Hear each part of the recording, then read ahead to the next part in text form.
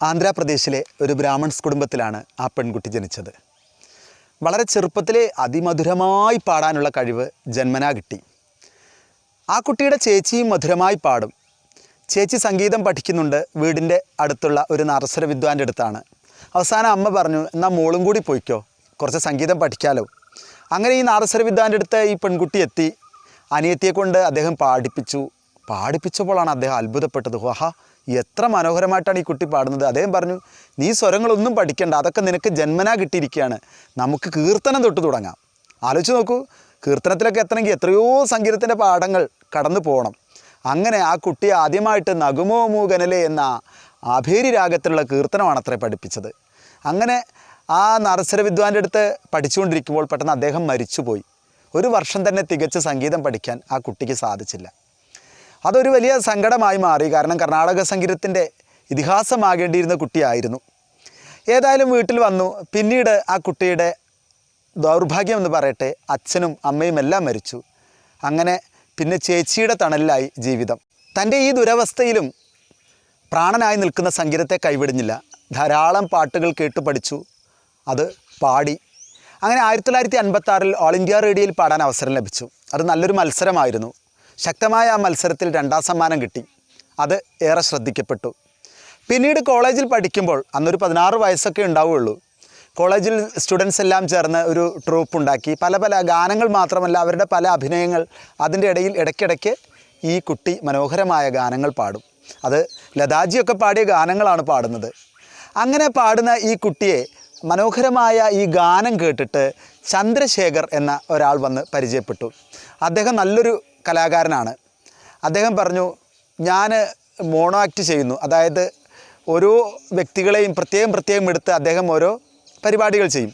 അപ്പോൾ അദ്ദേഹത്തിന് ഈ മേക്കപ്പ് ചെയ്യാനുള്ള സമയം വരും. ആ ഇടവേളകളിൽ കുട്ടിക്ക് പാട്ട് പാടാൻ പറ്റുമോ എന്ന് ചോദിച്ചു. സംഗീതം ജീവനായ ആ കുട്ടി പറഞ്ഞു, അതിനെന്താ, എനിക്ക് സന്തോഷമേ ഉള്ളൂ. അങ്ങനെ അദ്ദേഹത്തിൻ്റെ കൂടെ ഈ കുട്ടി പ്രോഗ്രാമിൽ പോകുന്നു. അദ്ദേഹത്തിൻ്റെ ഇടവേളകളിൽ പാട്ട് പാടുന്നു. അതിസുന്ദരമായ ആലാപനം. വീണ്ടും ഞാനിത് ആവർത്തിക്കുന്നത് അത്രയും മധുരമായ ഗാനമായതുകൊണ്ടാണ്. അങ്ങനെ ഈ ചന്ദ്രശേഖർ എന്ന പറയുന്ന ആളുടെ വീട്ടിൽ പോവാനും അവരുമായിട്ടുള്ള ബന്ധം കൂടുതൽ സുദൃഢമാകാനും സാധിച്ചു. അങ്ങനെ ഒരു ദിവസം ആ വീട്ടിൽ പാടാൻ പോയപ്പോൾ, ആ വീട്ടിൽ സംസാരിച്ചു കൊണ്ടിരിക്കുമ്പോൾ ഈ ചന്ദ്രശേഖർ എന്ന ആളുടെ കയ്യിൽ നിന്നും ഒരു ഫോട്ടോ താഴേക്ക് വീണു. അദ്ദേഹം എഴുന്നേറ്റ് പോയപ്പോൾ പെട്ടെന്ന് ഈ കുട്ടി ആ ഫോട്ടോ എടുത്തു. 10-16 വയസ്സേ ഉള്ളൂ. സുന്ദരമായ ഒരു യുവാവിൻ്റെ ഫോട്ടോ ആയിരുന്നത്. അപ്പോൾ തന്നെ അത് തൻ്റെ കയ്യിൽ പിടിച്ചു. എന്തെന്നറിയില്ല, ആ യുവാവിനോട് വല്ലാത്ത പ്രണയം തോന്നി. അങ്ങനെ ഇരിക്കുമ്പോൾ പിന്നീട് ഒരു അവസരത്തിൽ ചന്ദ്രശേഖറിൻ്റെ വീട്ടിൽ തന്നെ വീണ്ടും ഒരു സംഭാഷണത്തിൽ ഏർപ്പെടുമ്പോൾ പെട്ടെന്ന് ചന്ദ്രശേഖറിൻ്റെ ഒരു കൂട്ടുകാരൻ വരുന്നു. ആളുടെ പേര് രാമപ്രസാദ് എന്നാണ്. ആ ആളെ കണ്ടപ്പോൾ സത്യത്തിൽ ഈ കുട്ടിയൊന്ന് ഞെട്ടി. കാരണം താൻ ആരാധിക്കുന്ന അതിസുന്ദരനായ ആ യുവാവിൻ്റെ ഫോട്ടോ ആരും കാണാതെ തൻ്റെ കയ്യിൽ വെച്ചിരിക്കുകയാണ്. ആ യുവാവാണ് വന്നിരിക്കുന്നത്. അങ്ങനെ ചന്ദ്രശേഖർ പറഞ്ഞു, ഇതാണ് ഞാൻ പറഞ്ഞ കുട്ടി, ഇവൾ നന്നായിട്ട് പാടും, ഒരു പാട്ട് കേട്ടു നോക്കൂ. തൻ്റെ ഇഷ്ടപ്പെട്ട ആളുടെ മുന്നിൽ സ്വയം മറന്ന് ലതാജി പാടി അതിസുന്ദരമായ ഒരു ഗാനം പാടുന്നു. രസിക് ബൽമാ ഹൈ ദിൽ ക്യൂ ലഗായാ തുമേ ദിൽ ക്യൂ ലഗായാ. ശങ്കർ ജയകിഷൻ്റെ സംഗീതത്തിൽ ലതാജി തേനോലുന്ന ശബ്ദത്തിൽ പാടിയ ഗാനം അതേ ഭാവത്തോടെ അതേ സ്വരമാതിരിയോടെ ഈ കുട്ടി പാടുന്നത് കണ്ടപ്പോൾ രാമപ്രസാദ് എന്ന ആ യുവാവ് അത്ഭുതപ്പെട്ടുപോയി. അയാൾ സത്യത്തിൽ ചന്ദ്രശേഖരനോട് ദേഷ്യപ്പെടുകയാണ് ചെയ്തത്. ഇത്രയും ടാലൻ്റ് ആയിട്ടുള്ളൊരു കുട്ടിയെ നിൻ്റെ ഈ നിസ്സാരമായ പരിപാടിക്ക് പാടിക്കുകയാണ് ചെയ്യുന്നത്. ഇവളെ എത്രയും പെട്ടെന്ന് AVM സ്റ്റുഡിയോയിൽ പാടാൻ വിടൂ. കാരണം ഇത് ലോകമറിയേണ്ട ഗായികയാണ്. ഈ ശബ്ദത്തിനാണോ നീ നിൻ്റെ ഈ ചെറിയ പരിപാടിക്ക് തളച്ചിടുന്നത് എന്ന് പറഞ്ഞപ്പോൾ സത്യത്തിൽ ചന്ദ്രശേഖരനൊരു കുറ്റബോധം തോന്നി. അദ്ദേഹം അന്ന് തന്നെ AVM സ്റ്റുഡിയോയിലേക്ക് വിളിക്കുകയും അവിടെ വെച്ച് അവരോട് പറഞ്ഞു, മനോഹരമായി പാടുന്ന ഒരു കുട്ടി എൻ്റെ കയ്യിലുണ്ട്, അവിടെ വന്ന് ഒന്ന് റെക്കോർഡ് ചെയ്യാൻ സൗകര്യപ്പെടുമോ എന്ന് ചോദിച്ചു. AVM സ്റ്റുഡിയോ എന്ന് പറഞ്ഞാൽ നമുക്കറിയാം ഏറ്റവും പ്രശസ്തമായ സ്റ്റുഡിയോ ആണ് മദ്രാസിലെ. അങ്ങനെ അവർ ക്ഷണിച്ചു. ഈ കുട്ടി പോയി പാടി. ഈ കുട്ടിയുടെ പാട്ട് കേട്ടപ്പോൾ ആഹാ, AVM സ്റ്റുഡിയോയിലുള്ള ആർട്ടിസ്റ്റുകൾ അത്ഭുതപ്പെട്ടു. അവരപ്പോൾ തന്നെ അവരുടെ പ്രിയപ്പെട്ട ഗായികയായിട്ട് ഈ കുട്ടിയെ മാറ്റി. മദ്രാസിലെ AVM സ്റ്റുഡിയോയിലെ ഏറ്റവും പ്രിയ ശബ്ദമായി ആ കുട്ടിയുടെ ശബ്ദം മാറി. പിന്നീട് 1957 ചലപതി റാവുവിൻ്റെ സംഗീതത്തിൽ തമിഴിൽ ആദ്യമായി ഒരു ഗാനം പാടാൻ അവസരം ലഭിച്ചു.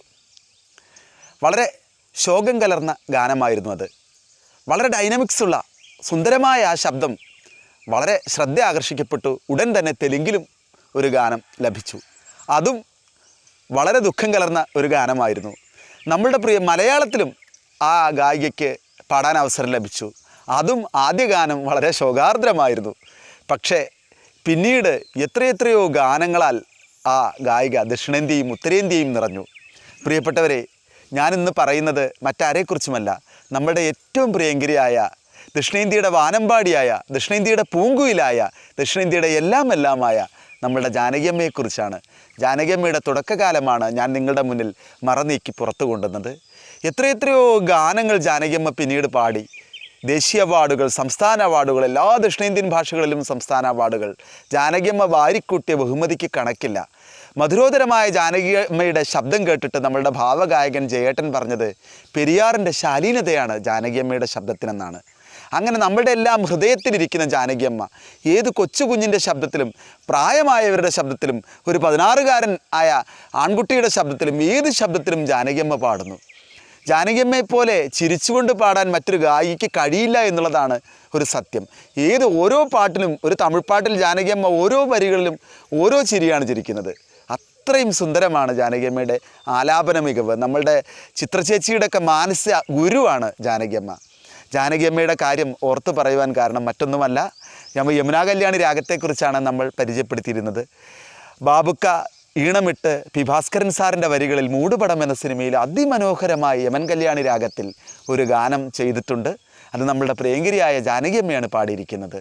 ഇന്ന് നിങ്ങൾക്ക് വേണ്ടി ആ ഗാനം ഇവിടെ പാടുന്നത് ശ്രീരാഗത്തിൻ്റെ ഏറ്റവും മധുരോധരമായ ശബ്ദത്തിന് ഉടമയായ ലൈജ ടീച്ചറാണ്. ലൈജ ടീച്ചറിൻ്റെ മാധുര്യമൂർന്ന ശബ്ദത്തിൽ ഗാനം ഇതാ.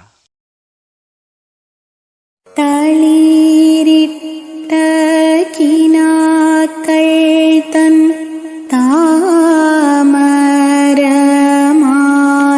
വാങ്ങാൻ വിളിച്ചിട്ടും വരുന്നില്ല വിരുന്നുകാരൻ, എൻ്റെ വിരുന്നുകാരൻ. തളിരിട്ട കിനാക്കൾ തൻ താമരമാല വാങ്ങാൻ വിളിച്ചിട്ടും വരുന്നില്ല വിരുന്നുകാരൻ, എൻ്റെ വിരുന്നുകാരൻ.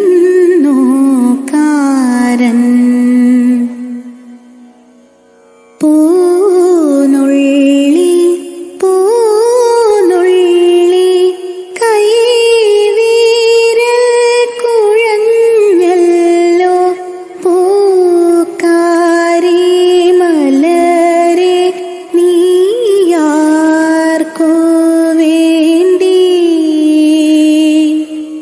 മധുര പ്രതീക്ഷ തൻ മണിദീപം കൊളുത്തിയ മാനസ പൂജയിനിയാർക്കു വേണ്ടി. തളിരിട്ട കിനാക്കൾ തൻ താമരമാല വാങ്ങാൻ വിളിച്ചിട്ടും വരുന്നില്ല വിരുന്നുകാരൻ, എൻ്റെ വിരുന്നുകാരൻ.